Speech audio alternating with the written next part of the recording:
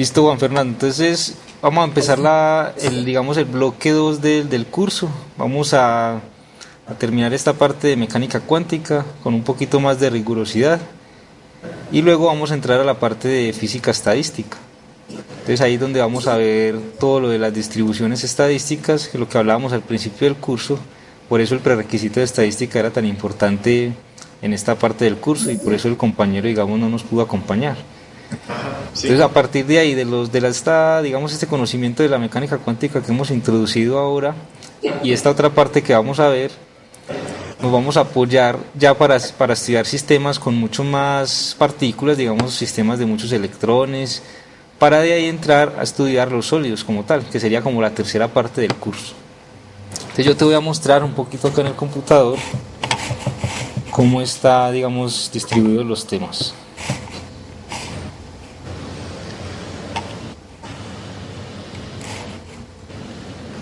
Entonces vamos a continuar con un poco de lo que es la mecánica cuántica.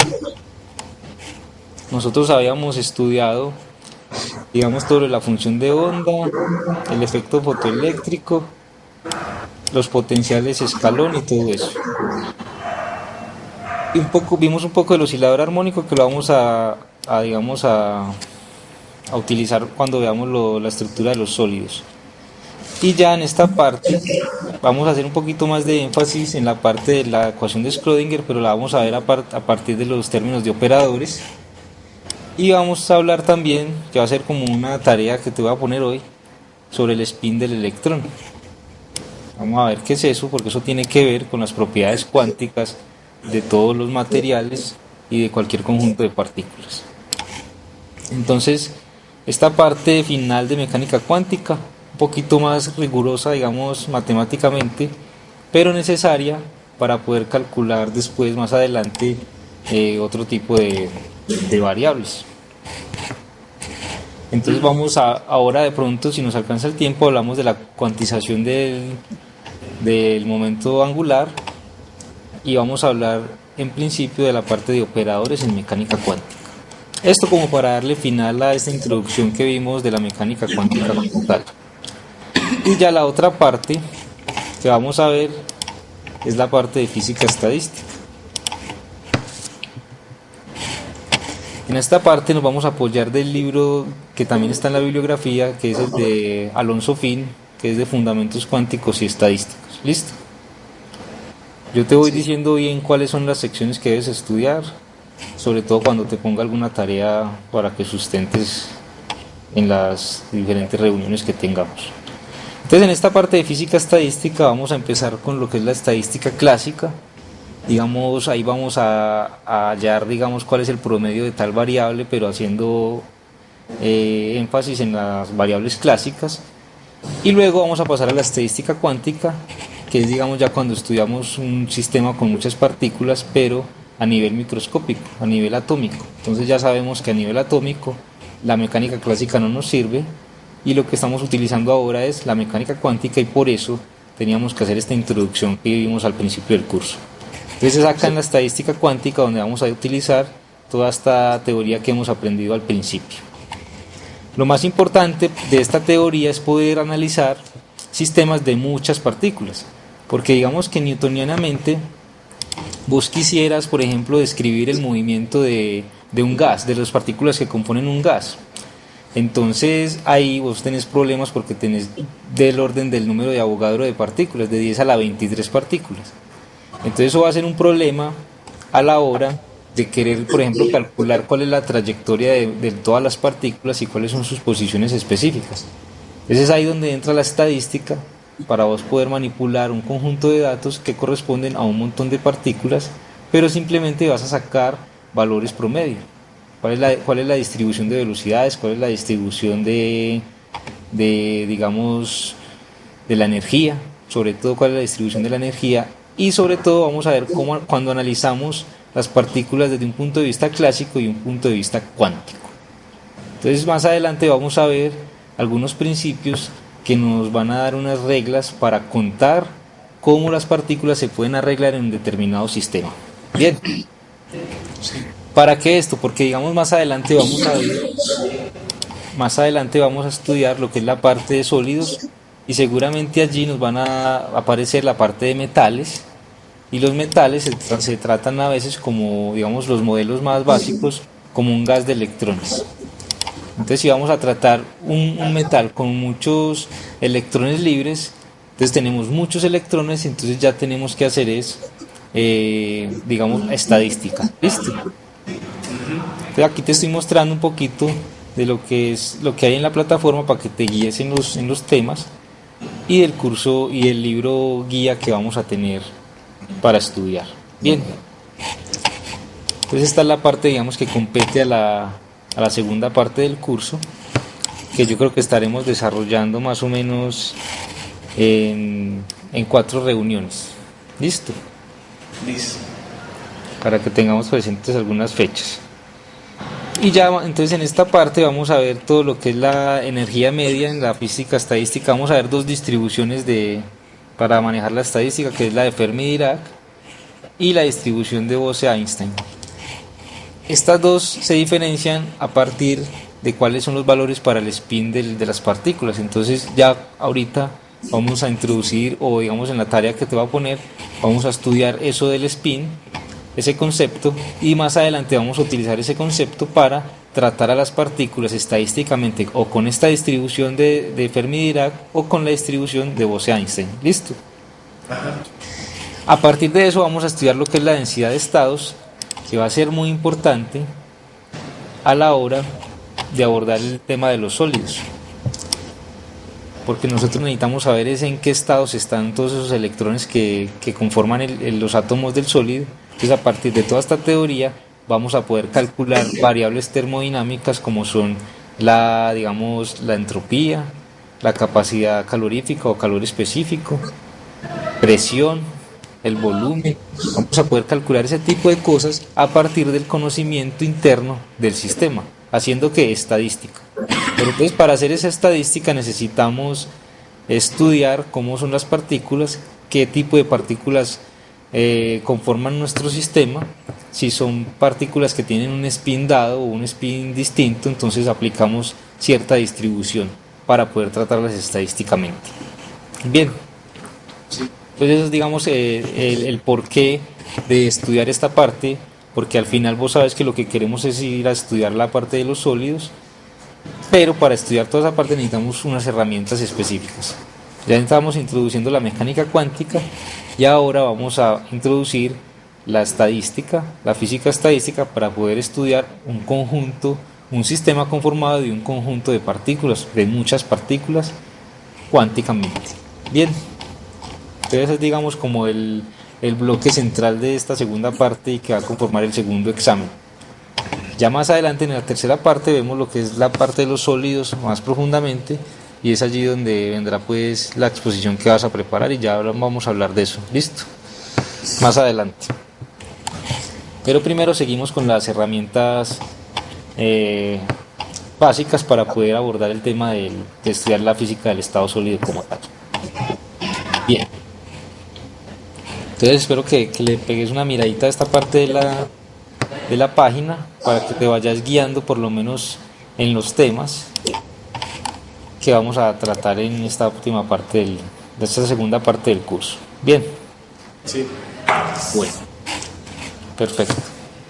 Entonces ahora lo que vamos a hacer es que vamos a introducir ya un formalismo más general de la mecánica cuántica a partir de la teoría de operadores. Vamos a hacer un poco, digamos, digamos, a recuperar lo que habíamos hecho antes y a generalizar un poco más lo que es la idea de cuantización, y lo vamos a llevar a otro conjunto de partículas, a otro conjunto de conceptos, como es el momento angular. Ya no solamente va a estar la energía cuantizada, sino que sabemos que el momento angular va a estar cuantizado, y vamos a ver cómo se relacionan esas cuantizaciones. Bien. Sí. Entonces yo voy a empezar dando una introducción ahora y ya te dejo una tarea para que empieces a leer el tema para dentro de 8 días, y así como hemos venido haciendo en el curso. ¿Listo? Sí. Bueno, vamos a pasar al... Ay.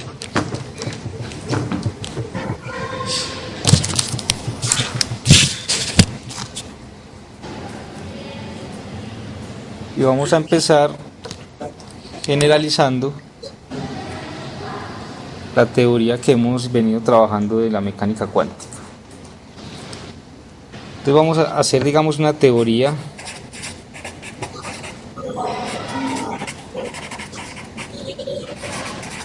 formal de la mecánica cuántica.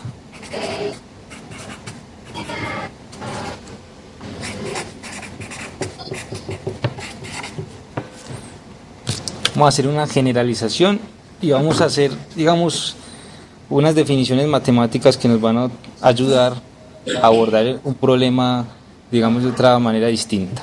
Entonces vamos a volver a la ecuación de Schrödinger. ¿Te acuerdas de la ecuación de Schrödinger? Teníamos que era menos h barra cuadrado sobre 2m por la derivada, segunda derivada de phi respecto a x cuadrado más la energía potencial por la función de onda, y eso era igual a la energía por la función de onda, ¿cierto? Sí. Digamos que eso es, digamos, lo último que vimos en el examen, para el examen, y ahí vamos a partir ahora a ver cómo relacionamos esto con la teoría de operadores. Entonces escribamos esta ecuación de Schrödinger de esta manera siguiente. Tenemos 1 sobre 2m, vamos a escribirlo menos h barra cuadrado, la segunda derivada respecto a x, más la energía potencial, todo multiplicando la función de onda, y esto va a ser igual a la energía por la función de onda. Entonces mira lo que estamos haciendo. Mira que si vos multiplicás este término por la función de onda, nos queda la ecuación que tenemos arriba. Sí. ¿Cierto? Es decir, que este término que tenemos acá opera sobre la función de onda, y este que tenemos acá también opera sobre la función de onda. Entonces, cuando tenemos este tipo de ecuación, digamos, a esto es lo que nosotros llamamos, a este término de acá, lo llamamos un operador.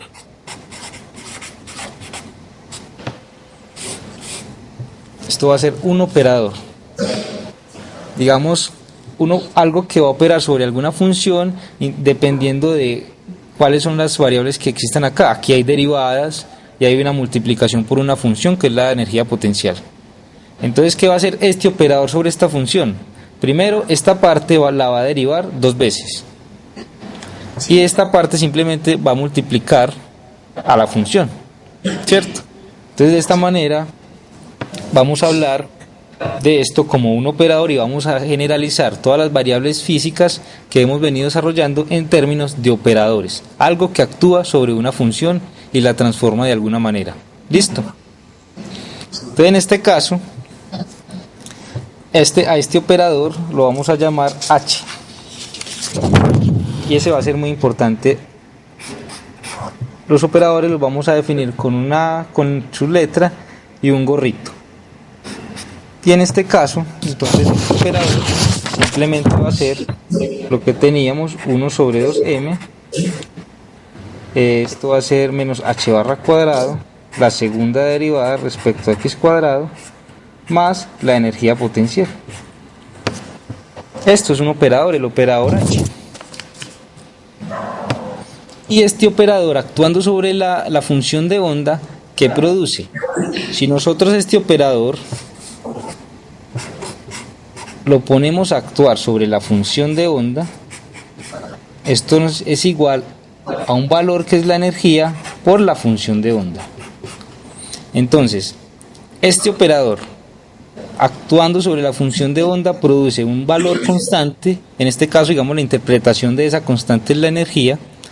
Produce un valor constante por la misma función. Sí. A este tipo de ecuaciones las llamamos una ecuación de autovalores.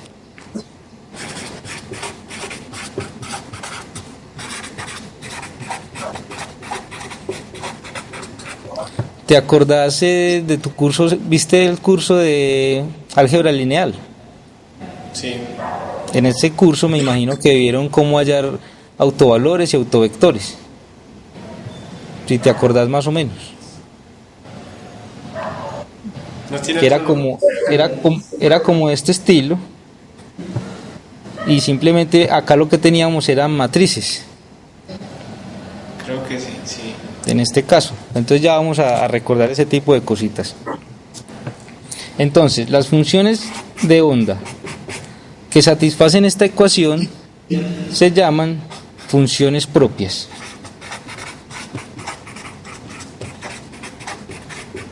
Funciones propias del operador H.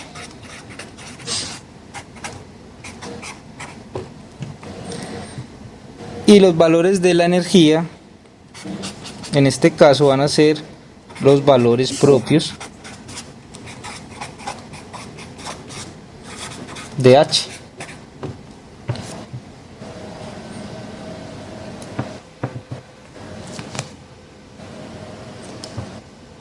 Entonces aquí lo estamos haciendo para la energía, pero vamos a llevar esta teoría de operadores, esta idea de operador, la vamos a llevar a un término general.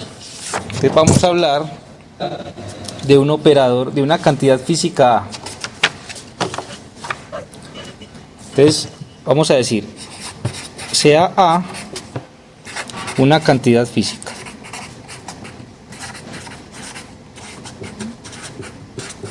Llámese energía, momento lineal, momento angular, posición, ¿cierto? Ese tipo de cantidad física es la que me estoy refiriendo. Y vamos a asociarle a esta cantidad física un operador. A gorrito. Que cumpla la siguiente ecuación.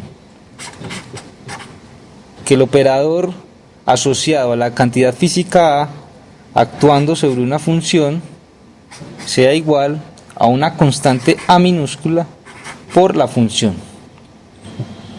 Entonces mira que la idea que estábamos tratando ahora de la energía la estamos llevando a un operador cualquiera que represente una cantidad física como tal, que puede ser o la energía, en el caso de la energía este sería el H que escribimos hace un momento, y ya vamos a ver que para cada cantidad física hay una representación en operadores específica.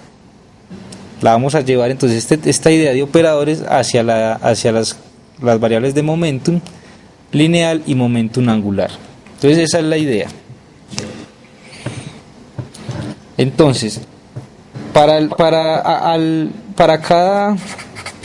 operador A vamos a tener un conjunto de autovalores. Vamos a llamarlos A1 hasta AN, lo que sea. ¿Sí? Y va a tener un conjunto de autofunciones.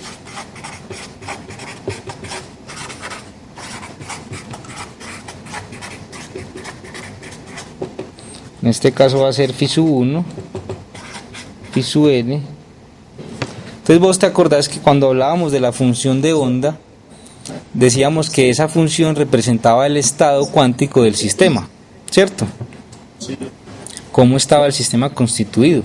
Entonces vos puedes tener un sistema cuántico representado por esta función de onda phi sub 1, por ejemplo.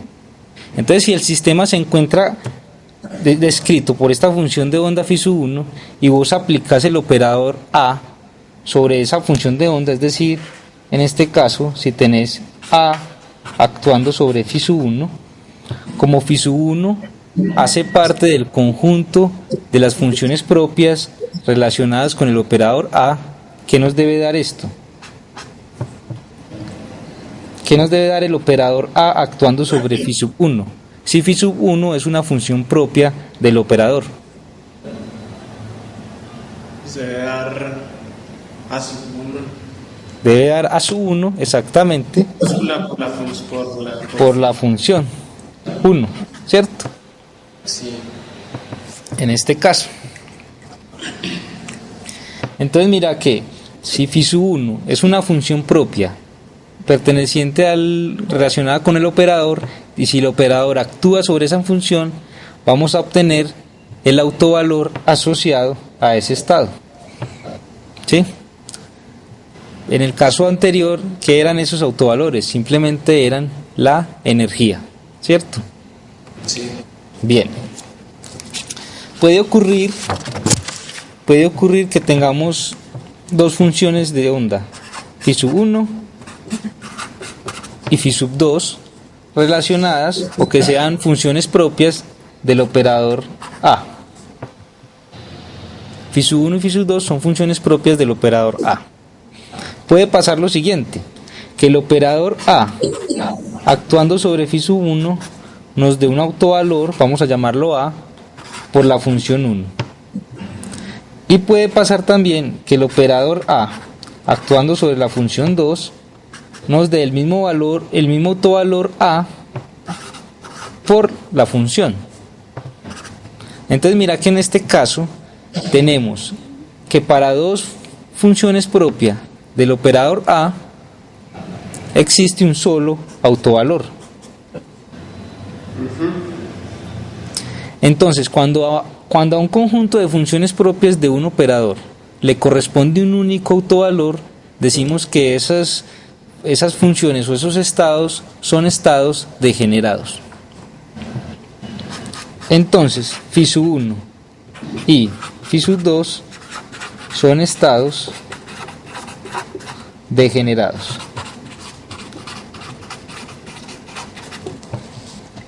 En el caso anterior, por ejemplo, si tenemos dos funciones de onda a las cuales les corresponde el mismo valor de la energía, ¿cierto? El mismo autovalor, entonces decimos que esos dos estados están degenerados. Bien. ¿Qué quiere decir ese degenerados? Pues... No, simplemente es un nombre para decir, para, digamos, relacionar el hecho de que si tenemos un conjunto de funciones de onda, en principio debería corresponderle a cada una un autovalor, ¿cierto? Pero existen casos donde para un solo autovalor hay muchas funciones de onda, ¿cierto? Entonces digamos que esos son estados degenerados. No sé si podría hacer una relación con la vida real. A una persona le corresponden muchas, ¿cierto? Entonces la idea es esa, simplemente que podemos tener un conjunto de funciones que sean funciones propias del operador a las cuales les corresponde un solo autovalor que es A minúscula. Bien, cuando pasa eso, a esos estados simplemente se les llama estados degenerados. Bien, entonces se debe entender así, ¿qué es un estado degenerado? ¿O qué se quiere decir cuando los dos estados son degenerados? Quiere decir que a los dos estados les corresponde el mismo autovalor. Bien, esa es la interpretación. Si estamos hablando del operador H que teníamos hace un momento, entonces estábamos hablando de la energía. Entonces si tenemos dos funciones de onda que representan dos estados con la misma energía, o sea el mismo autovalor, entonces decimos que esos dos estados están degenerados. Y ya no solamente tienen que ser dos funciones, pueden ser 3, 4, las que quieras, 5 funciones, 5 autofunciones del operador a las cuales les corresponde el mismo autovalor. Entonces hay una degeneración de grado 5. En este caso la degeneración sería de grado 2. Bien, entonces dependiendo del número de funciones de onda a las cuales les corresponde el mismo autovalor, decimos que el sistema o los estados están degenerados y la degeneración es de orden el número de funciones de onda a las cuales les corresponde el mismo autovalor. ¿Estamos? Sí. Bien.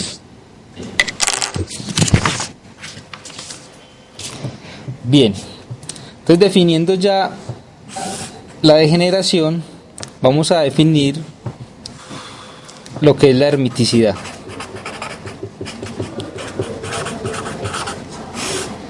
Cuando decimos que un operador es hermítico.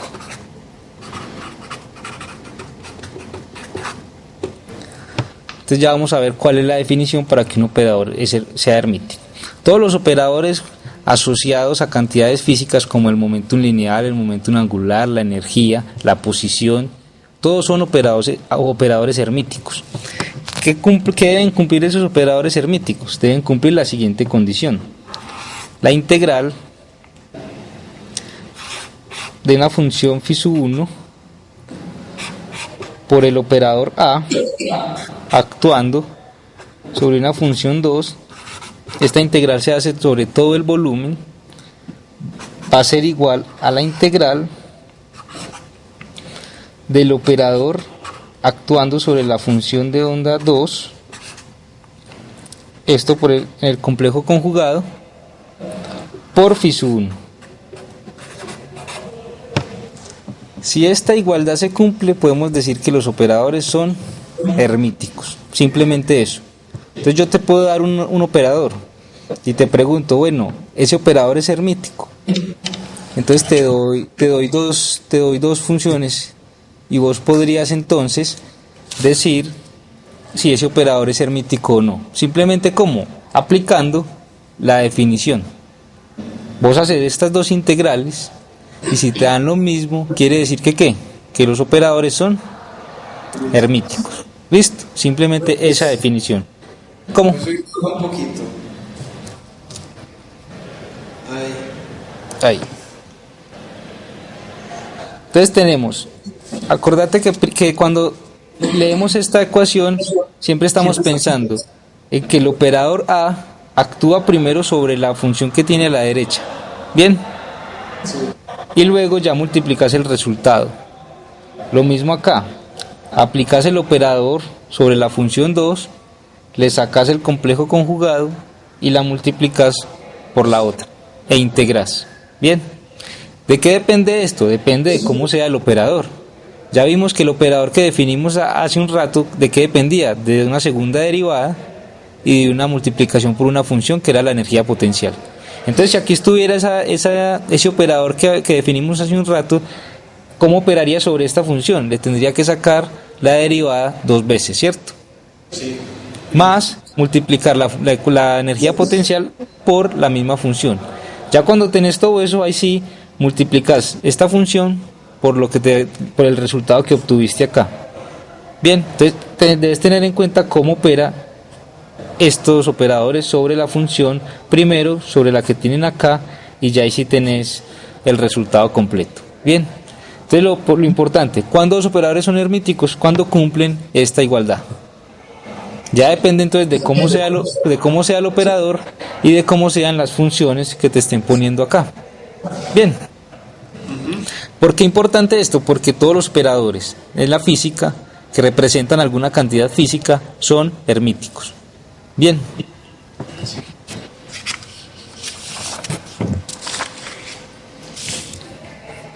Entonces hay algunos resultados generales acerca de esta condición de hermiticidad.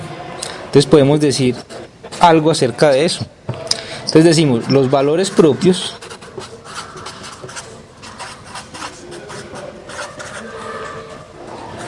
de un operador hermítico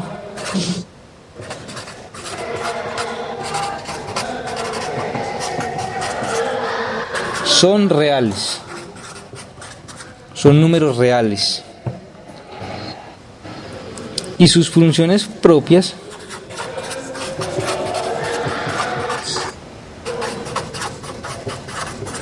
son ortogonales.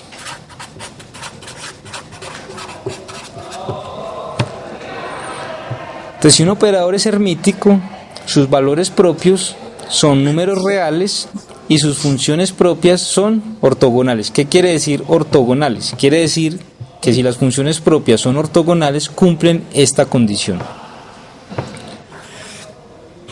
Si tenemos dos funciones propias, phi sub i, le sacamos el conjugado por phi sub j, la integral en todo el volumen, esto va a dar igual a delta de ij.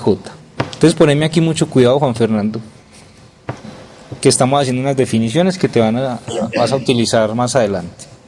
Entonces tenemos que los valores propios de un operador hermítico, que ya definimos que es cuando es un operador es hermítico, son reales, es decir, son números reales, no te pueden dar números complejos. Los valores propios de un operador hermítico. Y sus funciones de onda son ortogonales. Ahora, ¿qué quiere decir que sean ortogonales? Que las funciones propias cumplan esta condición. Si vos coges dos funciones propias, que son funciones propias del operador hermítico, las integras. A una le sacas el complejo conjugado y la multiplicas por la otra y integras en todo el espacio, esto te da un delta de ij. Ahora, ¿qué es este delta de ij? Lo definimos así. delta de IJ es igual a 1 si I es igual a J, y es igual a 0 si I es diferente de J. Eso quiere decir que dos funciones sean ortogonales. Bien, mira que estas dos funciones de onda, phi sub I y phi sub J, pertenecen al conjunto de funciones propias del operador hermítico. Ahora, un resultado general es que estas funciones propias del operador hermítico deben ser ortogonales, es decir, que deben cumplir esta condición. Bien, entonces si I y J son iguales, esto va a dar igual a 1. Si I y J son diferentes, esto va a ser igual a 0. ¿Está bien esa parte o hay alguna duda? No está bien. ¿Está bien? Sí. Bueno. Entonces esta es la definición de ortogonalidad entre funciones. Entonces vamos ahora a llevar esto a la idea del operador hamiltoniano. Vamos a llamarlo así.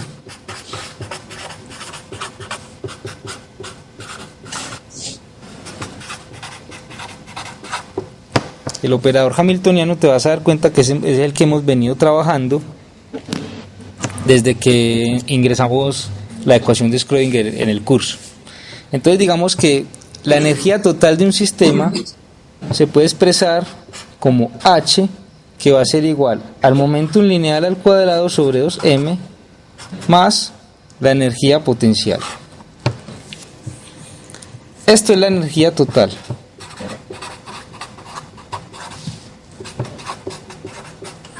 Si te das cuenta, por ejemplo, este término está relacionado con la energía cinética. Vos te acordás que la energía cinética es igual a ¿qué? A 1/2 de la masa por la velocidad al cuadrado, ¿cierto? Sí. Si vos multiplicas y dividís por la masa, te queda m al cuadrado por la velocidad al cuadrado sobre 2m, ¿cierto? ¿Y qué es el momentum lineal? Masa por velocidad, ¿cierto? Entonces acá me queda momentum lineal al cuadrado sobre 2m. Entonces mira que ese término del momento lineal al cuadrado sobre 2 veces la masa no es más que la energía cinética. Bien, escrita en términos del momentum lineal. Entonces acá lo que tenemos en esta variable h que estamos llamando el hamiltoniano, tenemos es la energía total del sistema. Bien, ahora vamos a llevar este hamiltoniano a términos de operadores. Entonces tenemos que definir un operador que represente la cantidad física momento lineal, y vamos a ver cómo entonces vamos a representar el operador que esté relacionado con la cantidad momento lineal. Entonces, ¿cómo va a ser eso? Vamos a escribir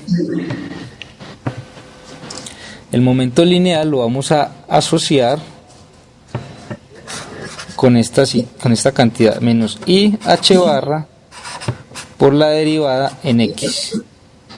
Esto es en una dimensión, que la que hemos venido trabajando con la ecuación de Schrödinger, ¿cierto? Solo hemos hecho problemas con una dimensión. Pero nosotros vamos a llevar esto a 3 dimensiones. Entonces como el momento lineal es un vector, la componente x, entonces esta la vamos a relacionar con la que tenemos acá, i h barra derivada respecto a x. Vamos a relacionar la componente y con menos i h barra derivada respecto a y, y la componente z con menos i h barra derivada respecto a z. Entonces estamos relacionando el momentum lineal y sus componentes ¿con qué? Con la derivada. Entonces vamos pensando, Juan Fernando, en que si yo opero el momentum lineal sobre una función, ¿qué le va a hacer? La va a derivar una vez, ¿cierto? Entonces esa es la idea de operador, algo que actúa sobre una función y la transforma en algo. Antes habíamos visto que para la energía teníamos una derivada segunda, Acá estamos definiendo el momento lineal como operador con una derivada. Entonces, si vos te acordás, cuando uno escribe el momento lineal total en términos de sus componentes, ¿cómo vamos a escribir esto? ¿Te acordás cuál es la función matemática que me lleva una derivada en todas las componentes? Gradiente. El gradiente. Entonces, el momentum lineal, el operador que va a representar el momentum lineal va a ser menos IH barra gradiente.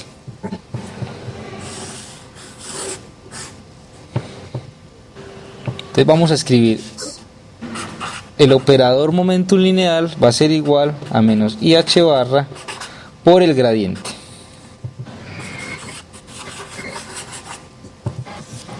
Entonces, ¿qué va a ser el momento lineal? Cuando este operador aplique sobre una función, que simplemente ¿qué va a hacer? La va a derivar, ¿cierto? Ajá. La va a derivar dependiendo de en qué variables esté escrita esa función, si tiene componentes en X, en Y o en Z. Sí. Nosotros habíamos trabajado solo problemas que dependían de una sola dimensión, de X. Entonces, en ese caso, en los problemas que habíamos resuelto, solo teníamos que el momentum lineal lo podíamos escribir de esta manera. Menos IH barra por la derivada en X, que es el caso de una dimensión para el gradiente. ¿Sí reconoces eso? Sí. Bien, entonces digamos que este va a ser el operador asociado al momentum lineal.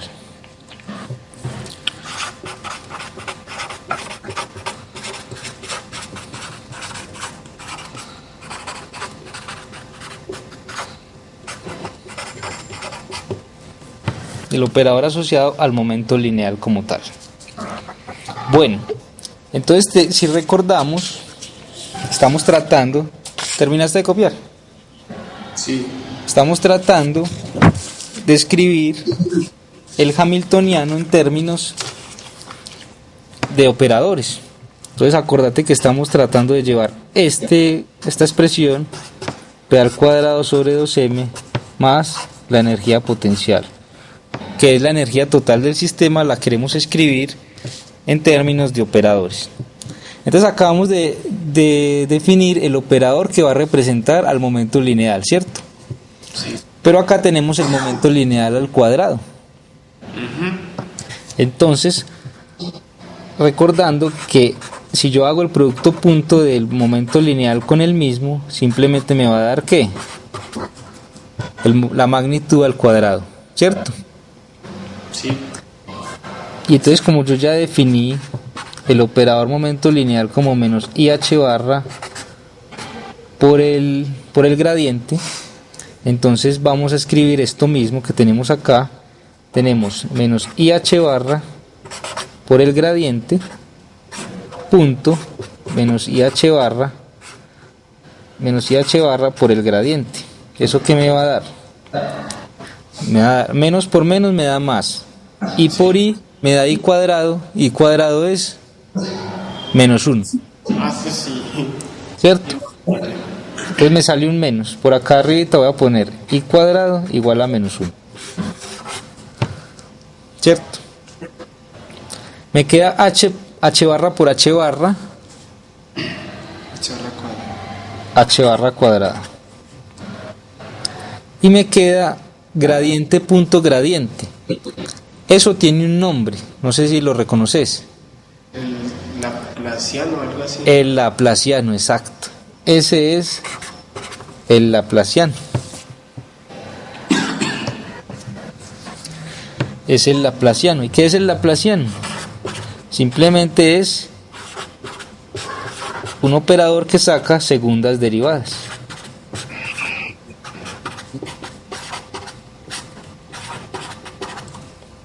¿Te acordás? Sí. Eso es el Laplaciano. Entonces ahora podemos escribir este término de acá en términos del Laplaciano, que también es un operador, ¿cierto? Sí. El Laplaciano, cuando coge una función a este lado, simplemente ¿qué? La deriva dos veces respecto a X, dos veces respecto a Y y dos veces respecto a Z. ¿Listo? Entonces ahora sí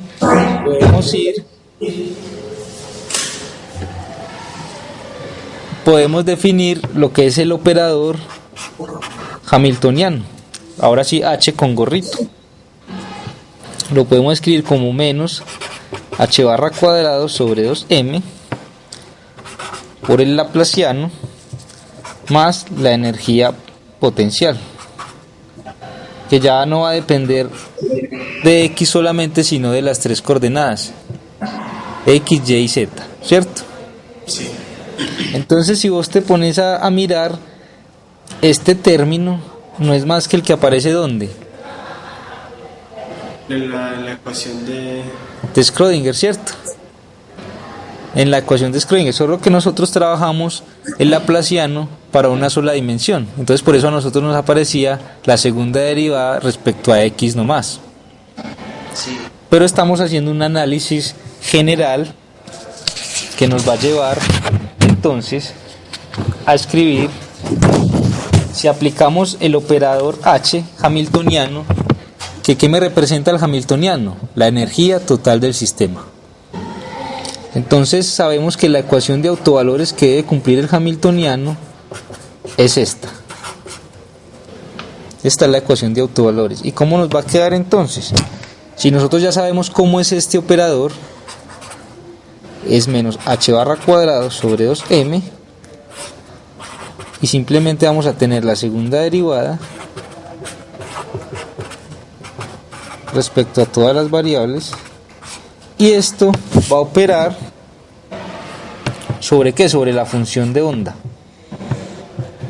más la energía potencial, que va a depender de la posición, del vector posición, y esto opera sobre la función de onda, y esto me tiene que dar la energía por la función de onda. Entonces aquí lo que tenemos, Juan Fernando, es la ecuación de Schrödinger en tres dimensiones, pero ahora escrita en términos de operadores. Bien. Sí. Aquí, ¿cuál es el operador? El operador H, que es el hamiltoniano, que tiene que ver con el laplaciano y con una función que se llama energía potencial. Cuando ese hamiltoniano opera sobre una función de onda, ¿qué le va a sacar? Le va a sacar la energía. Cuando el operador H actúa sobre la función, vamos a obtener la energía asociada a ese estado por la función de onda como tal. Entonces, acá está la ecuación de autovalores. Bien. Entonces hemos recuperado la función de onda como tal. La ecuación de Schrödinger. Pero ya escrita en términos de operadores. ¿Está claro eso? Sí. Bien, entonces vamos de nuevo a hacer una generalización de esto que estamos hablando. Entonces tenemos, si supongamos que tenemos una cantidad física A, la que veníamos tratando ahora, y queremos medirla. Entonces, cuando medimos una cantidad física A que va a depender de la posición y del momentum lineal, los únicos valores posibles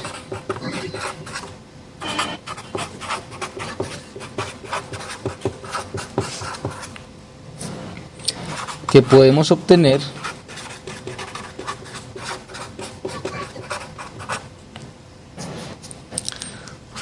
son los valores propios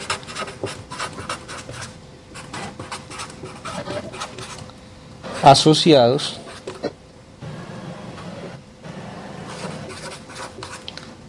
al operador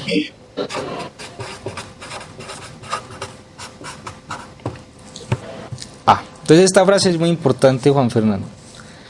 Nosotros tenemos operadores que nos están representando ciertas cantidades físicas. Hasta el momento hemos definido el operador que nos va a dar información acerca de la energía, que es el operador hamiltoniano, que es este de acá. Y definimos anteriormente el operador asociado al momentum lineal, ¿cierto? Que está relacionado con el gradiente. Ahora, si yo quiero medir ya sea la energía o el momentum lineal, o digamos en general cualquier cantidad física a la cual yo le haya asociado un operador, los únicos valores posibles que yo puedo obtener después de la medida son los valores propios asociados a este operador. Entonces, si yo hago una medida, lo que yo voy a obtener, teniendo en cuenta la ecuación de autovalores,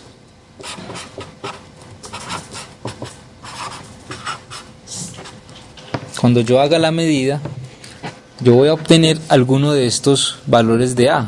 Acordate que habíamos definido A1, A2, A3 y un conjunto de autofunciones phi sub 1, phi sub 2, phi sub 3. Entonces, dependiendo de eso, en qué estado se encuentre el sistema, a ese estado le voy a asociar una función de onda, es decir, una autofunción de este operador. Cuando yo mida esta cantidad física a la cual estoy asociando el operador A, voy a obtener como valor uno de sus autovalores, el autovalor A.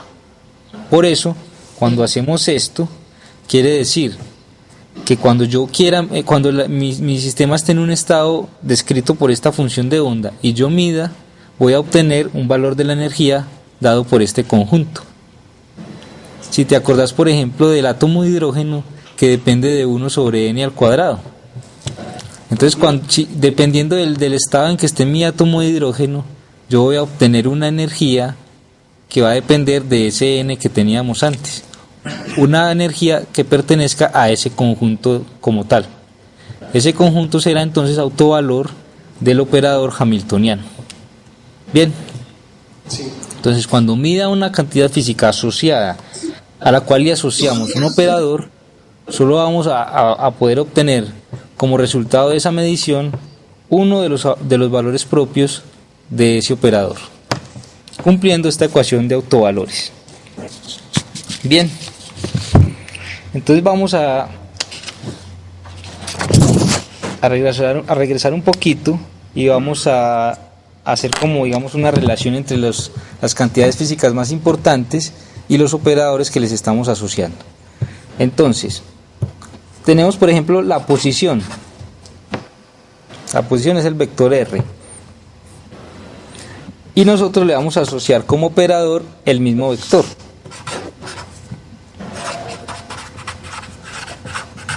O sea que para la posición de una partícula podemos tratar su posición vectorialmente como operador. Bien. Ahora, para el momento lineal, entonces tenemos que el operador va a ser menos IH barra gradiente. Para el momento angular, si te acordás, el momento angular es igual a R cruz P. Entonces, a partir de las dos anteriores definiciones, podemos escribir el momento angular como operador de la siguiente manera. Va a ser menos IH barra R cruz nabla, o sea, el gradiente. Entonces mira que el momento angular también lo podemos escribir en términos de un operador. Este operador, ¿qué va a hacer? Va a coger a una función y le va a operar dependiendo de este producto cruz. ¿Listo? Entonces la va a derivar primero y luego la va a multiplicar por una componente de la posición, ya sea X o Y o Z. Ahora, la energía cinética. La energía cinética, que la escribimos como P al cuadrado sobre M, le estamos asociando menos H barra cuadrado sobre 2M por el Laplaciano. Esos, digamos, son los operadores. Y para la energía total, vamos a hablar de H igual a la energía total. Le estamos asociando menos H barra cuadrado sobre 2M Laplaciano más la energía potencial. Eso, digamos, que es el conjunto de operadores a los cuales le estamos relacionando una cantidad física importante. Bien, como resumen. Entonces, ahora bien, ¿qué pasa si mi sistema si mi sistema se encuentra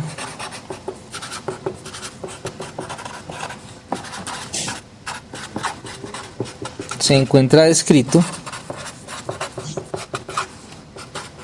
por la función phi sub n.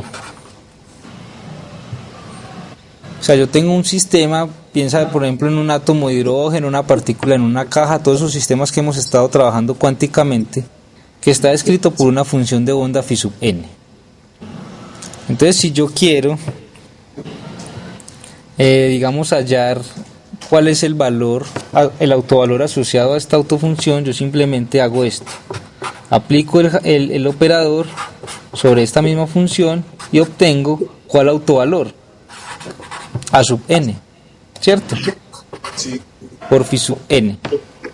Entonces, en ese caso, yo tengo la certeza de que en este estado, descrito por esta función, la medida que yo estoy haciendo de esta cantidad física A me va a dar a sub n. ¿Sí?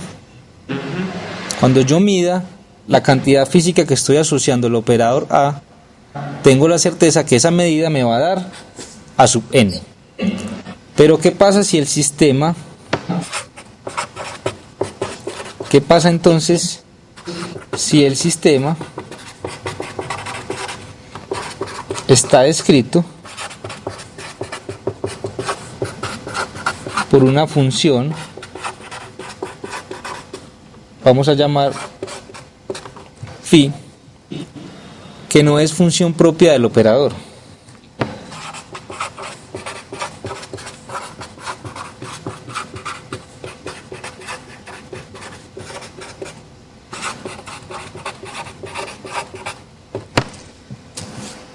Digamos que nuestro sistema se encuentra descrito por una función que no hace parte del conjunto de autofunciones de este operador. Es decir, que el operador actuando sobre esta función va a ser diferente a un autovalor A por la función. Es decir, esta ecuación no se cumple, ya que la función que me describe el sistema no es autofunción del operador. ¿Sí me entiendes esa idea? Sí.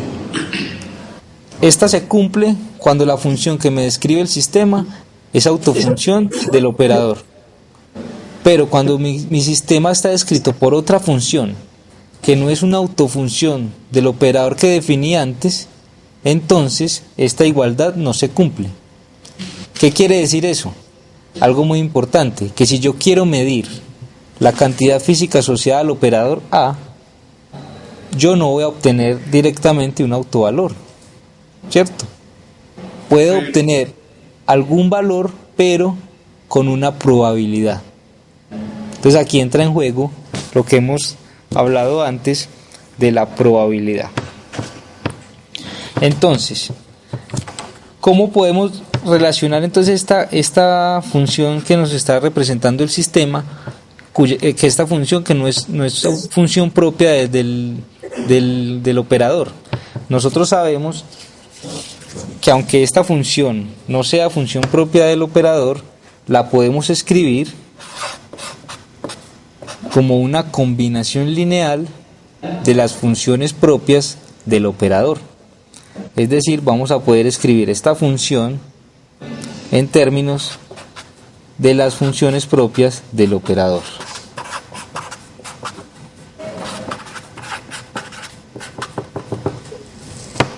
Eso es una combinación lineal. Podemos escribir la función que me está dando información sobre el sistema en términos de las funciones propias asociadas al operador. Entonces, en este caso, yo puedo escribirla como una sumatoria de C sub n por phi sub n.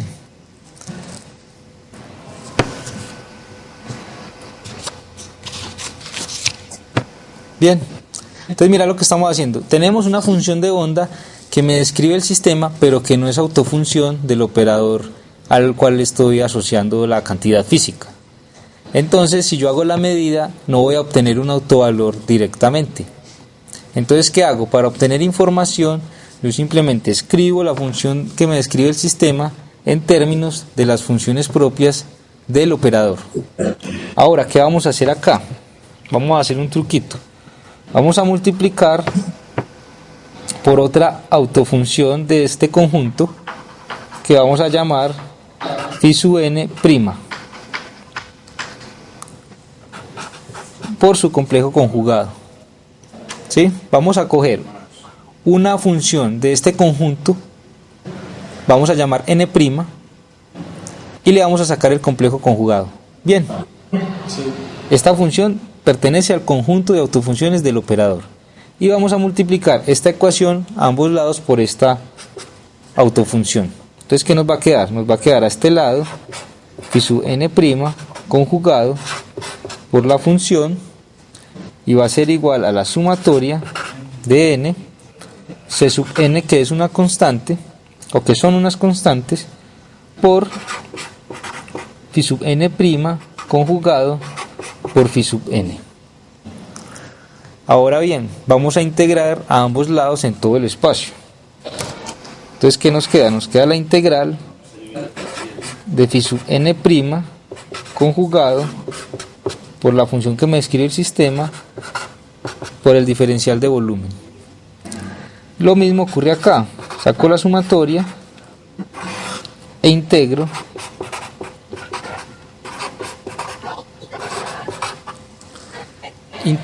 esta cantidad. Entonces, mira, Juan Fernando, que aquí que aparece,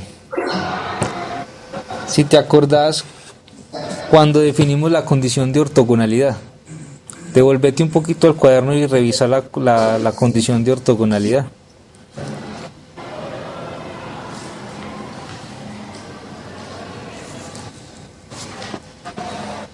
Sí, es la misma, solo que IJ. Exacto. Entonces, este término, ¿a qué será igual? A uno sí. A uno sí, si n' y n son iguales. Exacto. Si son diferentes, es 0. Exacto. Entonces, para que podamos tener una igualdad aquí con significado físico, tenemos que decir que n' y n van a ser iguales, ¿cierto? Para que esto sea igual a 1. Ajá. Entonces, cuando esto sea igual a 1, es decir, yo voy a poder escribir esto así: sumatoria en n de c sub n por la delta de n' n, ¿cierto? Sí. Y esa delta me dice, si n' es diferente de n, este término da 0, ¿cierto? Ajá. Este término solo es igual a 1 cuando n es igual a n'. Sí. Entonces, cuando yo empiezo a recorrer la sumatoria con estos n's, todos los n's que sean diferentes me van a dar 0, hasta que llegue a un n igual a n'. Solo para ese término de n igual a n', este término es 1. Entonces ahí digamos que se mata la sumatoria porque solo va a sobrevivir un término. El término, cuando esté n, va a ser igual a n'. ¿Sí me captas ahí la idea? Sí. Bien, entonces, ¿cómo nos va a quedar? Nos va a quedar entonces que la integral de phi sub n', de phi sub n por phi por el volumen va a ser igual a c sub n. Porque lo que estamos haciendo, Juan Fernando, es que para que esto sea igual a 1 y solo sobreviva el c sub n, n y n' deben ser iguales. Por eso a este lado queda n y no n'. ¿Listo? Ajá. Bien. Sí.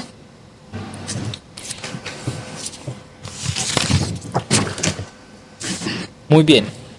Entonces vamos a tener este resultado acá cerquita, porque a ese le vamos a dar una interpretación física bien importante. Entonces, recordad que esta función la definimos como que no es función propia del operador, ¿cierto? Entonces, cuando yo quiero hacer la medida de la cantidad asociada al operador, no voy a obtener un autovalor precisamente, sino que voy a obtener un conjunto de valores los cuales tienen cierta probabilidad. esa probabilidad va a estar dada por este coeficiente. ¿Cómo? La probabilidad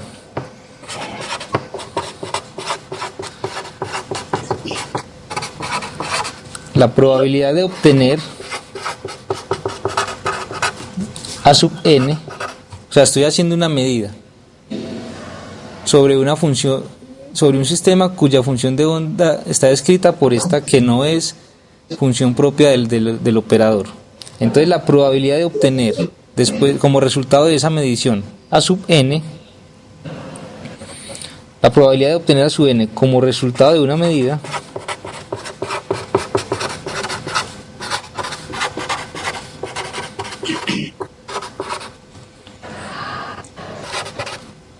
de la cantidad física A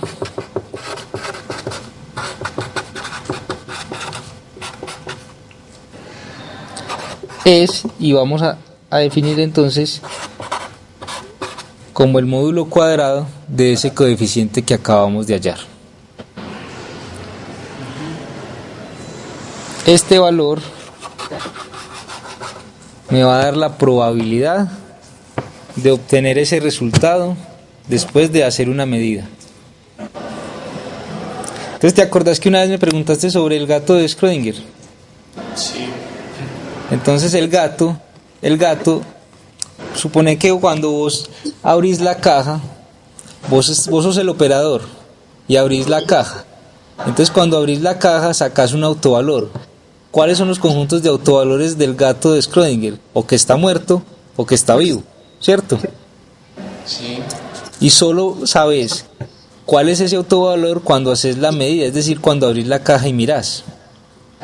Cuando abrís la caja y mirás, vos puedes saber que está vivo o que está muerto, ¿cierto?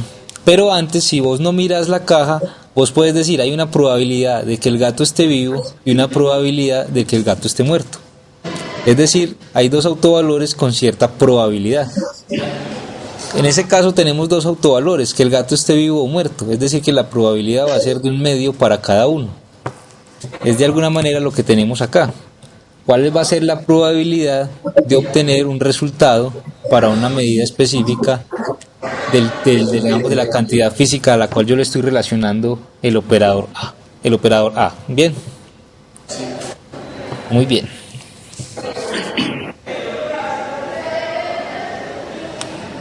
Entonces, espérame un momento, Juan Fernando.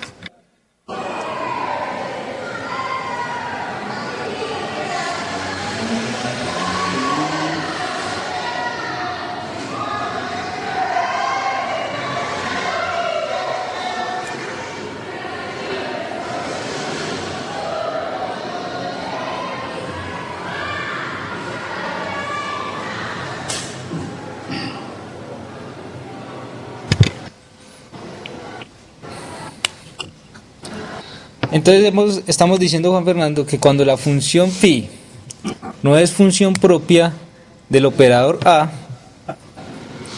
no se puede decir cuál es el valor exacto de esa variable. Es decir, si yo tengo la función phi que me describe el sistema, pero phi no es función propia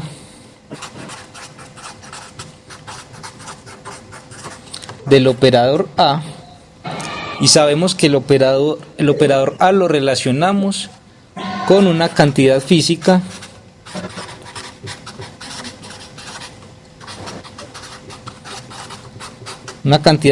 A que se puede medir.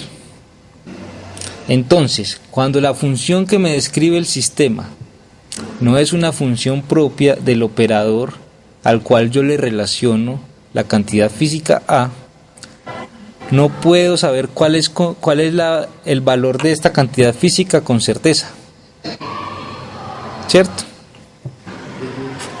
No puedo obtener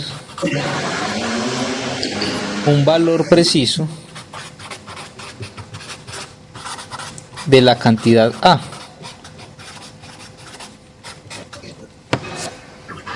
¿Qué voy a obtener yo? cada vez que haga la medida hay un valor probable. Luego hago otra vez la medida y me saca otro valor. Luego hago otra vez la medida y me saca otro valor. Es decir, yo tengo acá mi sistema y yo hago una medida. Digamos, aquí está el sistema descrito por una función phi. Yo hago una medida. ¿Qué me sale como resultado? Me sale un valor, digamos, a sub 1. Yo vuelvo y hago la medida sobre el mismo sistema y sale un valor a sub 2. Es posible que después de hacer yo, digamos, 100 medidas, digamos, en la medida número 100, yo vuelva y mida y me aparezca el mismo valor de a sub 1.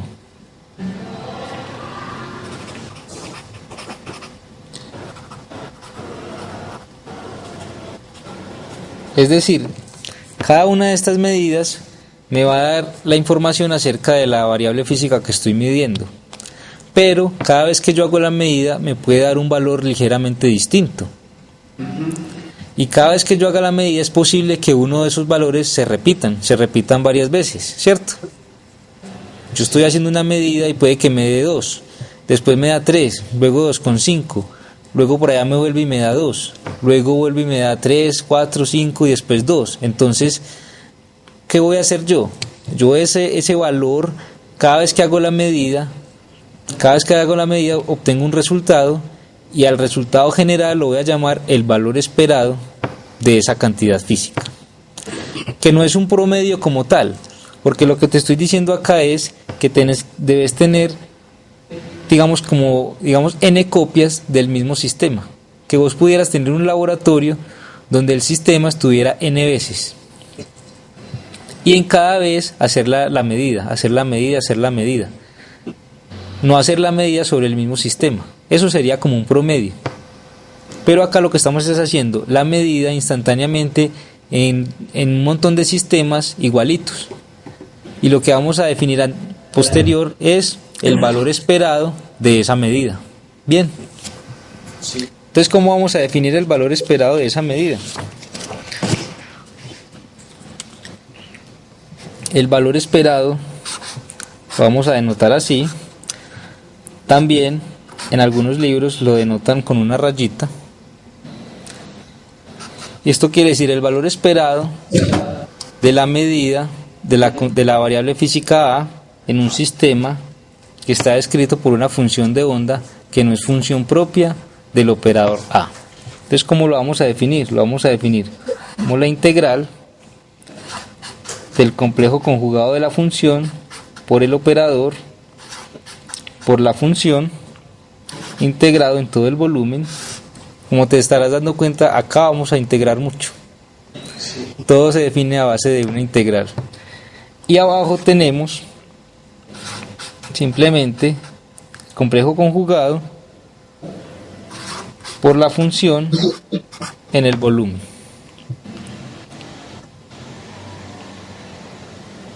Ahora, si la función phi está normalizada, ¿te acordás de lo que quiere decir normalizada? Que digamos que fue la parte que se te olvidó hacer en el examen. Quiere decir que si la función phi está normalizada, se debe cumplir que phi conjugado por phi integrada en todo el volumen debe ser igual a 1, ¿cierto? Entonces, si vos sabes que esa función que te describe el sistema está normalizada, entonces el valor esperado de esa cantidad física simplemente va a ser la integral de la función complejo conjugada por el operador actuando sobre la función en el volumen. Este va a ser el valor esperado después de hacer, digamos, infinitas medidas sobre sistemas igualitos. Bien. Entonces, por ejemplo, ¿te acordás ¿Te acordás para el pozo de potencial infinito? Que lo desarrollamos y te lo pregunté en el examen.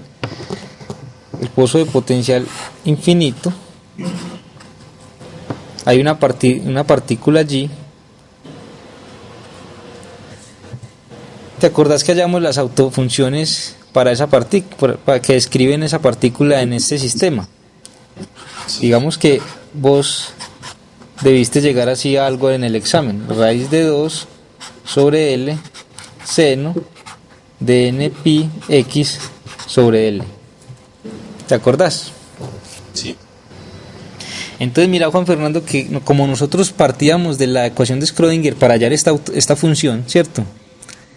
Entonces, este conjunto de funciones para n igual 1, 2, 3, este conjunto de funciones son autofunciones del operador hamiltoniano. ¿Sí sabes cuál es el hamiltoniano? Acordate que esta función la obtuvimos solucionando la ecuación de Schrödinger. Y en la ecuación de Schrödinger aparece un término que estamos asociando con este operador ahora, menos h barra cuadrado sobre 2m, segunda derivada de x, más la energía potencial. ¿Cierto? Sí. Y entonces ya este operador, actuando sobre la función de onda, es decir, haciendo la ecuación de autovalores, obtenemos la energía. Eso era, ¿cierto? Sí. Entonces, lo que quiero que veas es que estas funciones que hallaste son autofunciones. Ahora, ¿cómo las interpretamos? Las decimos, estas son autofunciones del hamiltoniano. Bien.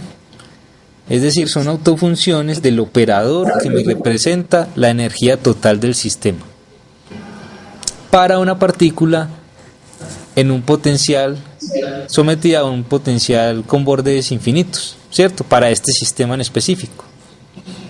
Sí. Entonces tenemos las autofunciones. ¿Y cuáles serían los autovalores? Los autovalores entonces serían la energía. Sí. Y la energía para este sistema, ¿cómo es que daba?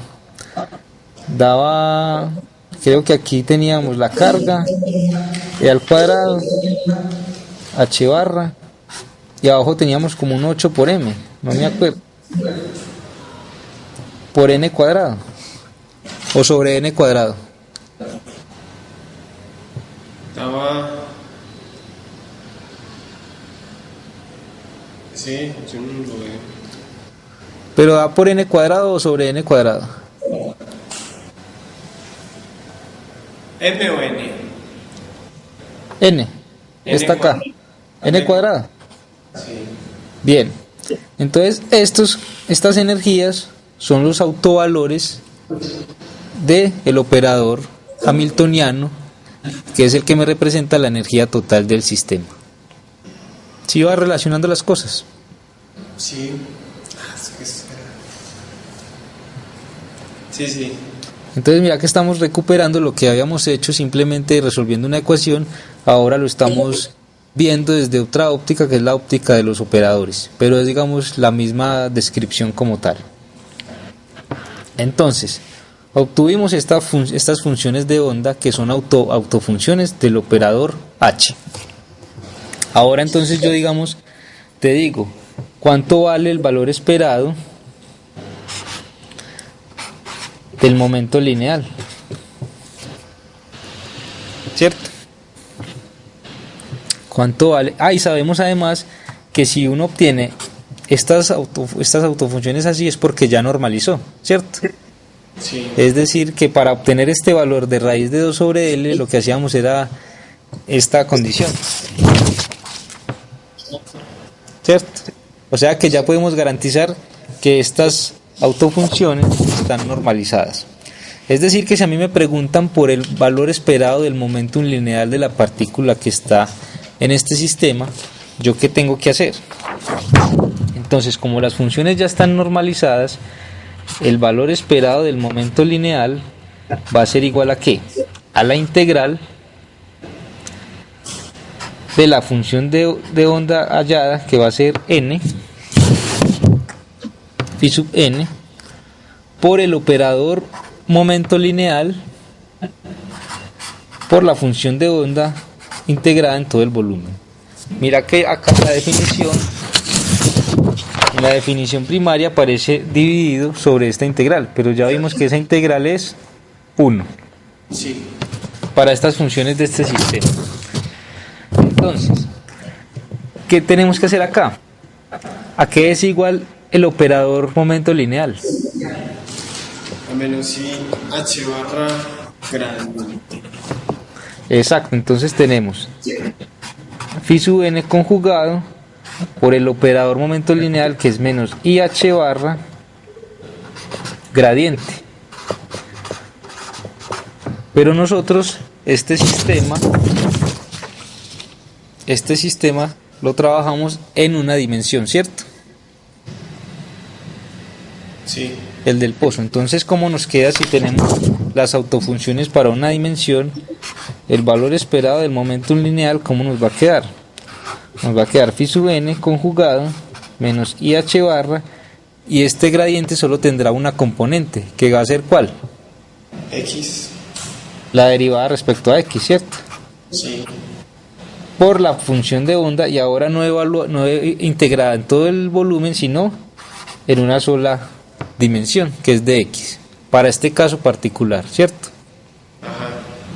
Bien, entonces ahora sí, tenemos que el valor esperado del momento lineal va a ser la integral de phi sub n conjugado. ¿Pero qué es phi sub n? Phi sub n es esta función, Sí. la función seno. ¿Y cuál es el valor, el complejo conjugado de esta función? Es el mismo. El mismo, ¿cierto?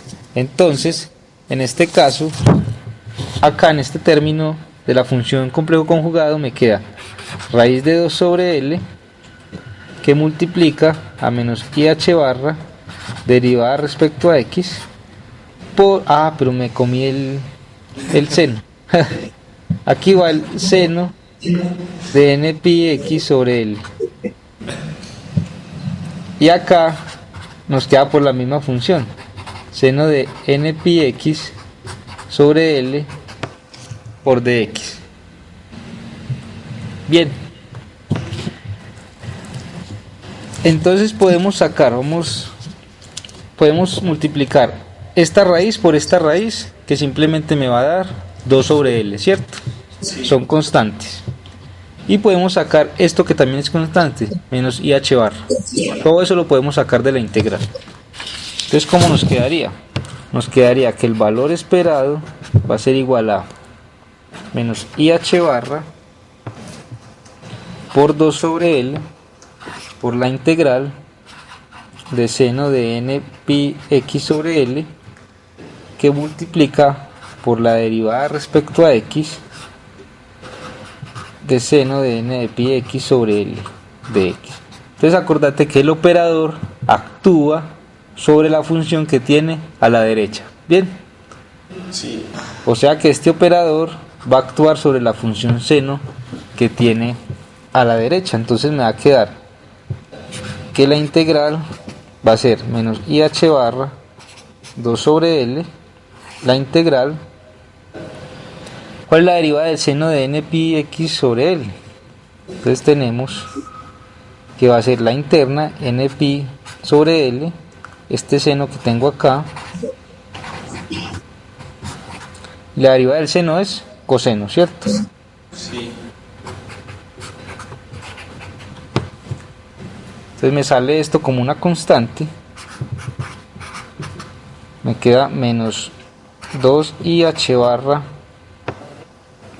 n por pi sobre L al cuadrado por la integral. X iba en qué límites? Entre menos L y L, ¿te acordás? Que teníamos antes que el sistema acá que habíamos estudiado antes estaba entre menos L y L, y que acá afuera la función de onda era igual a ¿qué? A 0. Entonces la función de onda solo existe en esta región donde la energía potencial es cero. Entonces por eso integramos desde menos L hasta L. Bien. Entonces los límites de integración van a ser desde menos L hasta L, que es donde la función de onda es diferente de cero. Entonces, ¿cómo me queda? Me queda el seno de npi por x sobre L por el coseno de npi x sobre L de x.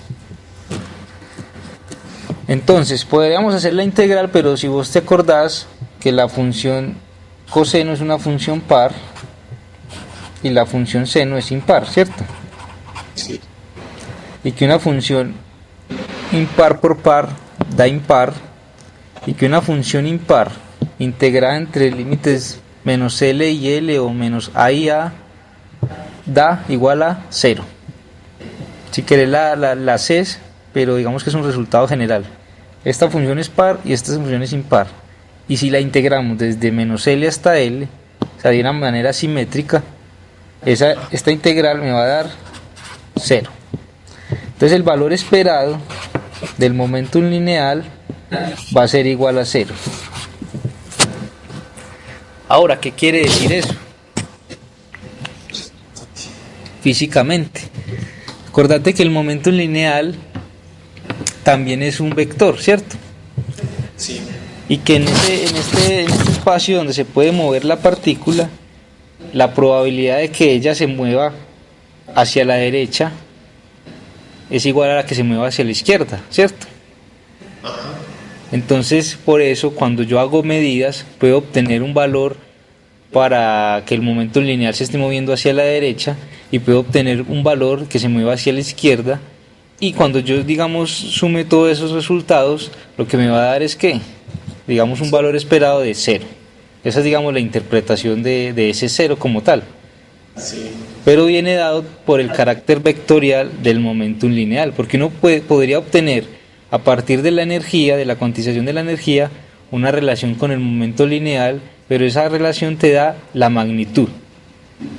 Mientras que acá estamos hablando del valor esperado del vector momento lineal, ¿cierto? Entonces, en este caso, para esta simetría, solo para esta simetría y para este sistema, el valor esperado del momento lineal va a ser igual a 0, ¿cierto? Interpretando desde ese punto de vista de que puede estar yendo hacia la derecha o hacia la izquierda, ¿cierto? Sí. Bien. ¿Alguna pregunta hasta ahí, Juan Fernando?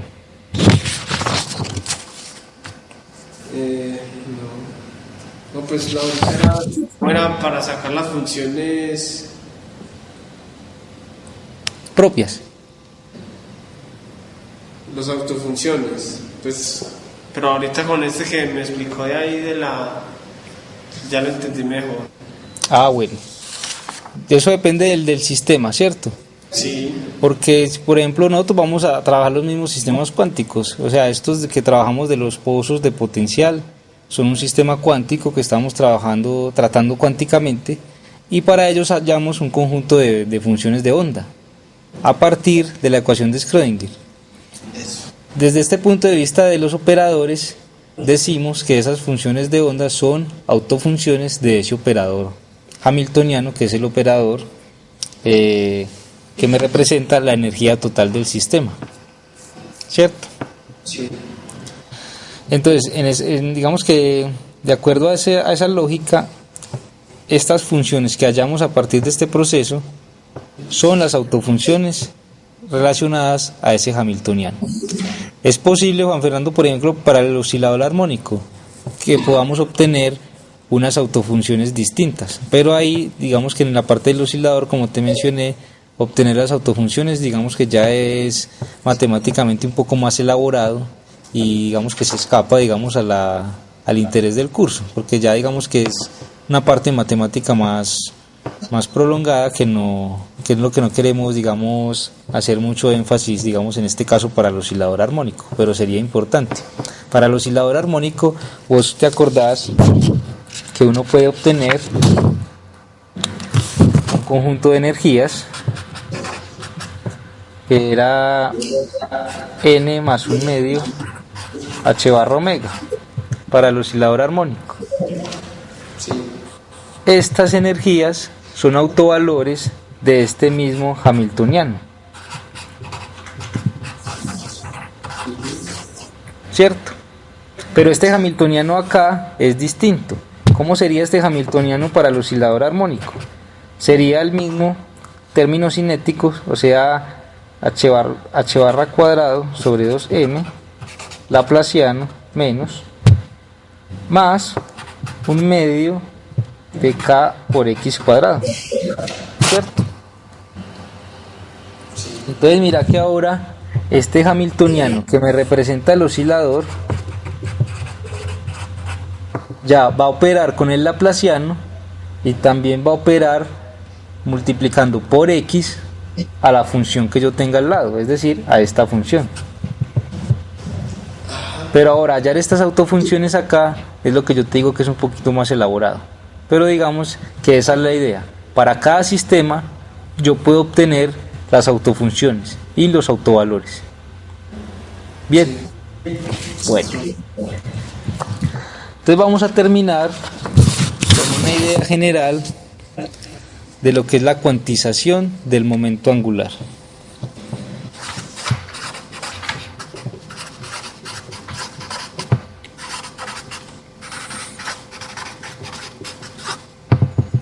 Ya habíamos hablado un poco de esto a principios cuando vimos el átomo de Bohr, ¿te acordás? Sí. Que hallábamos una energía y que hacíamos uso de la cuantización del momento angular. Entonces acá, digamos que no vamos a hacer todo el desarrollo, sino que vamos a tratar de entender en qué consiste la cuantización del momento angular y cuáles son los valores posibles que puede tomar esta cantidad física. Entonces vamos a pensar que si una partícula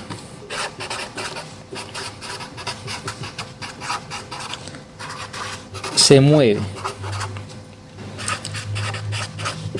bajo la acción de una fuerza central, ¿qué quiere decir una fuerza central? Quiere decir que esa fuerza solo va a depender de la magnitud del vector posición. Eso es una fuerza central, que solo depende de la magnitud del vector posición. Bien. Entonces, si esta condición se cumple, el momento angular L, que definimos como R cruz P, y que cuánticamente lo estamos escribiendo como menos IH barra R cruz nabla, es constante.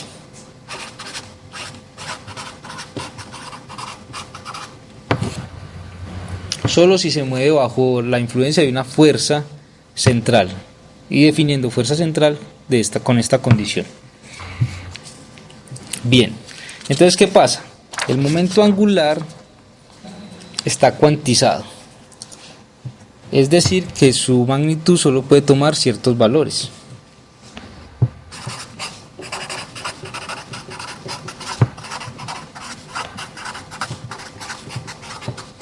Y vamos a ver cuáles son esos valores. Tenemos que L al cuadrado va a ser igual a un L minúscula por L más 1 por H barra cuadrado. ¿Qué quiere decir esto? Que la magnitud de L va a ser igual a la raíz cuadrada de L por L más 1 por H barra. Ahora, ¿dónde está la cuantización? L puede tomar valores desde 0, 1, 2 y así. Entonces ahora la magnitud del momento angular no puede tomar cualquier valor, sino que depende de este conjunto de valores, dependiendo del L. Bien, ahora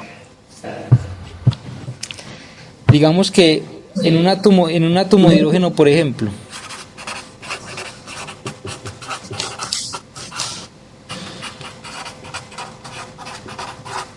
en un átomo de hidrógeno este valor de L, o sea, ¿cuántos valores de L hay? Entonces va a depender de cuál es el nivel de energía en el que nos encontremos. Es decir, si el átomo de hidrógeno está con una energía E sub n, entonces estos coeficientes L solo van a poder tomar los valores desde L igual 0 hasta L igual a n menos 1. Entonces, si yo estoy en el estado con n igual 2, por ejemplo, para el átomo de hidrógeno, entonces estos valores para el momento angular solo van a, por ejemplo, yo estoy en n sub 2, entonces L va a poder ser o 0 o 1, ¿cierto? De acuerdo a esta regla para el átomo de hidrógeno. Y esto tiene, digamos, una notación específica, digamos, más en términos de la química, que es la notación de espectroscopía, donde le asociamos a cada estado energético, digamos, para un n igual 1, le corresponde un número cuántico L igual a 0. A ese estado nosotros lo llamamos un estado S, simplemente como nomenclatura para, digamos, para hacer un desarrollo más desde la química. Para n igual 2, entonces tenemos que L puede ser o 0 o 1. Entonces podemos tener o un estado S con L igual 0 o un estado P. Entonces el estado P se le asocia un número cuántico L para el momento angular igual a 1. Bien, si tenemos un estado de energía con n igual 3, entonces tenemos tres valores para el L, que va a ser 0, 1 o 2. En este caso podríamos tener o un estado S, un estado P o un estado D. Entonces cuando te encontres, digamos, cuando estés estudiando y te encontré este sistema está descrito por un estado S, quiere decir que si es un estado S, el L relacionado con el momento angular es igual a 0. Así se lee. ¿Listo? Sí. Eso para que sepas, digamos, de qué te están hablando cuando llegues a esta notación que te la vas a encontrar en muchos libros. Simplemente es una nomenclatura para hablar de cuál es el momento angular que le corresponde. Bien. Bueno, pero no solamente la magnitud del momento angular está cuantizada, sino que también sus proyecciones hacia los ejes. Es decir, nosotros tenemos un Lx, un Ly y un Lz, las componentes del momento angular. ¿Qué pasa? Nosotros no podemos medir estas tres componentes todas al mismo tiempo, debido a que al principio de incertidumbre. Nosotros, por ejemplo, queremos medir Lx y Ly. Por ejemplo, yo quiero medir Lz, la mido y esa me da un valor específico, pero en ese mismo instante quiero medir Lx y Ly, ya no puedo. ¿Por qué? Porque cuando yo mida Lz, yo la mido y las otras dos componentes van a estar relacionadas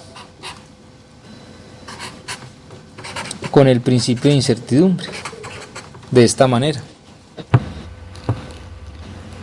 Es decir, sí, decime. ¿Puedes subirla un poquito? Sí, claro. Es decir, yo solo puedo medir instantáneamente una componente del momento angular. Cuando mida una de las componentes, las otras dos, yo ya no las puedo medir de una manera precisa, debido al principio de incertidumbre. Es decir, que solo vamos a tener información de una de las componentes del momento angular. Por convención, siempre se habla de que la que se toma para medir es la componente Z. Bien, solamente por convención. Pudo haber sido Lx o Ly o Lz. Lo que vos debes saber es que si medís una, perdés información de las otras dos componentes, independiente de cuál sea. Medís Lx, perdés información de Ly y Lz. Bien, por convención se habla de que tenemos entonces Lz. Entonces Lz, la componente Z del momento angular, va a estar también cuantizada. Y esta cuantización se da con ml igual, Lz igual a ml por h barra. Ahora, estos ml, ¿de qué dependen? Dependen precisamente del valor de L que teníamos antes acá. ¿Cómo? ¿Cuántos valores de ml puedo obtener? Puedo obtener, dependiendo, si a mí me dan un L, yo puedo obtener 2L más 1 valores para M sub L. Entonces ahí donde está la cuantización. ¿Dónde está la cuantización? Yo tengo un L y con ese tengo, digamos, una magnitud del momento angular y quiero ver cuál es su componente en Z. Resulta que su componente en Z podría tener varias componentes al mismo tiempo. Esa es la cuantización. Te lo voy a mostrar con un gráfico. Yo tengo, por ejemplo, el eje Z. Bien. Sí. Y digamos que vamos a hacer esto para L igual 1. Es decir, que ¿cuántos valores de M sub L tengo? Tengo M sub L igual a 2L más 1. Esto va a ser igual a 3. Es decir, que tengo 3 proyecciones del momento angular. Tengo una proyección acá, otra acá y otra acá.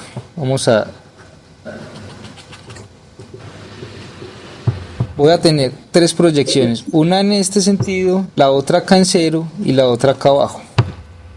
Ahora, ¿cuál va acá arriba? Vamos a tener ml igual a 1, una de las proyecciones.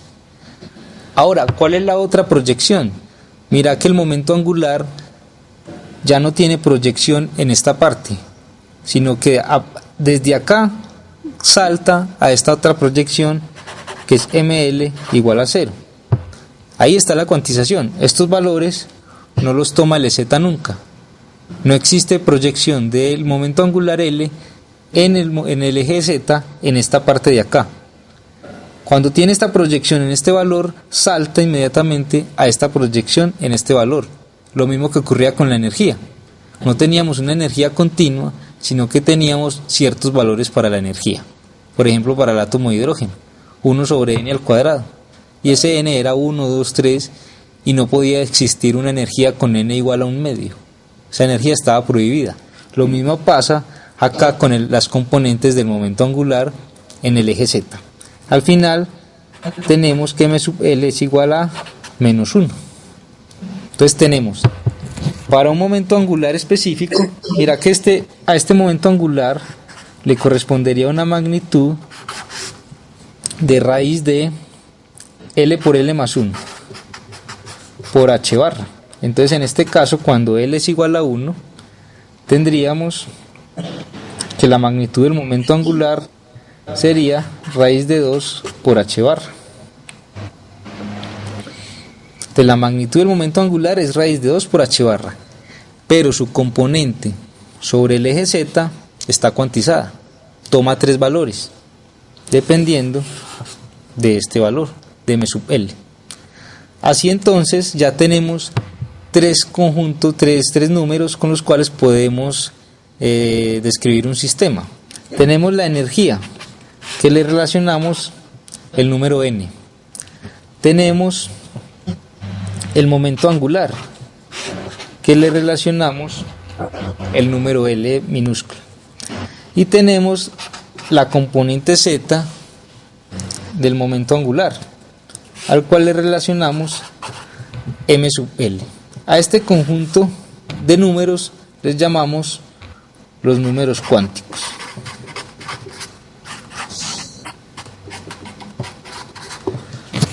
Entonces mira que antes simplemente hallábamos cuál era la energía del sistema.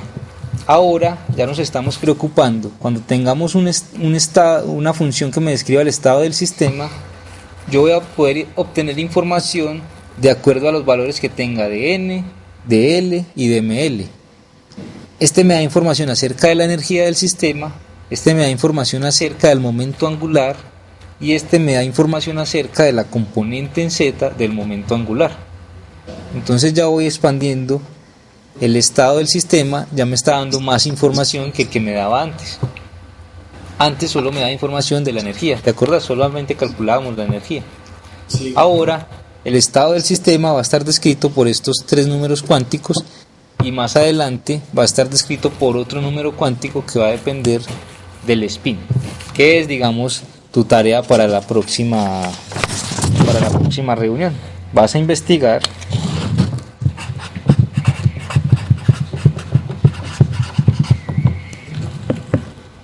todo lo relacionado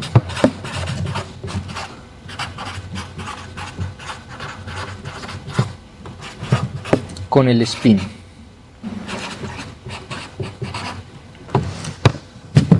Eso del spin es una analogía que se hace con el momento angular, pero digamos que yo ya te voy a explicar dentro de 8 días cuáles son los cuidados que se deben tener con este nuevo concepto, porque digamos que es un tanto oscuro todavía para la física el origen de este concepto y todavía no se entiende bien qué es el spin. Pero lo que yo quiero es que vos leas de cuál es, digamos, el origen de este concepto y cómo está relacionado con lo que sabemos del momento angular. ¿Por qué se interpreta el spin como un momento angular? Bien. Sí, profe. Bueno. Entonces dejemos así esta partecita. Y ya entonces, Juan Fernando, nos vemos dentro de 8 días. Y prepara bien esto del spin y seguimos pues trabajando esta parte de la mecánica cuántica para entrar en la parte de física estadística. ¿Listo? Listo, profe. Listo, Juan Fernando, que te vaya muy bien. Hablamos.